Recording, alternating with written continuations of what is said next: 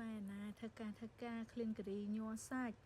អត់បានទេត្រូវមកផ្ទះទឹកហាមេឃតិចអញ្ចេះដាក់ការីជាមួយនំបញ្ចុកអូយអែមហួរតោះយើងធ្វើការីញ៉ាំម្ល៉េះយើងម្លីងគ្រាប់ហ្នឹងជាមួយប្រេងឆាឲ្យវាឈ្ងុយហើយយើងស្រង់វាចេញបងប្អូនហើយទៅយើងដាក់គល់ស្លឹកគ្រៃហើយស្លឹកក្រូចផ្កាច័ន្ទខ្ទឹមក្រហមខ្ទឹមសហើយឈើអែមមួយទៅបងប្អូនហើយ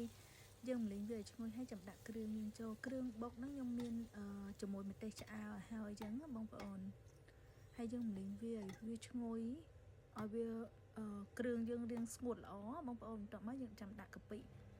យើងដាក់កាពិវាហើយយើងម្លីងវាថែមតិចទៀតទៅកុំតន់អាចដាក់ខ្ទិះដូងបងប្អូនហើយយើងចាប់ផ្ដើមដាក់សាច់អានេះខ្ញុំប្រើមាន់ស្វិតទៅអញ្ចឹងវារៀងស្វិតទៅអញ្ចឹងខ្ញុំដាក់មាន់មុនសាច់ខ្ញុំមានសាច់ជ្រូកហើយមាន់ហើយនឹងកោះមាន់តែខ្ញុំអត់តន់ដាក់ឯងកោះមាន់ហើយសាច់ជ្រូកហើយយើងដាក់ទឹកដោះគោខាប់ទៅយើងម្លីងឲ្យឈ្ងុយហើយថែមទឹកត្រីថែមស្ករត្នោតប្រេងខ្យងអញ្ចឹងណាបងប្អូនហើយម្សៅរ៉ូឌីទៅហើយអំបិលតិចទៅបងប្អូនហើយស្ករយើងរៀងប្រើរៀងច្រើនតិចដោយសារការីត្រូវការផ្អែមហើយអត់ភ្លេចទេជាមួយដុំស៊ុបមាន់យើងហ្នឹងយើងដាក់2ដុំទៅឲ្យវាជាតិកាន់តែឈ្ងុយណាហើយយើងថែមជាមួយម្សៅការីពីកញ្ចប់បងប្អូនឲ្យវាកាន់តែឈ្ងុយទៀត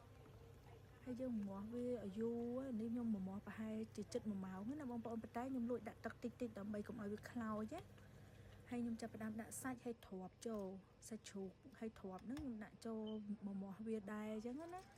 បន្ទាប់មកដាក់ឈាមហើយខ្ទឹមបារាំងហើយសណ្តែកគួរឲ្យចូលតាមក្រោយបងប្អូនហើយបានខ្ញុំដាក់សណ្តែកដីហើយខ្ទិះចូលហ្មងអញ្ចឹងវា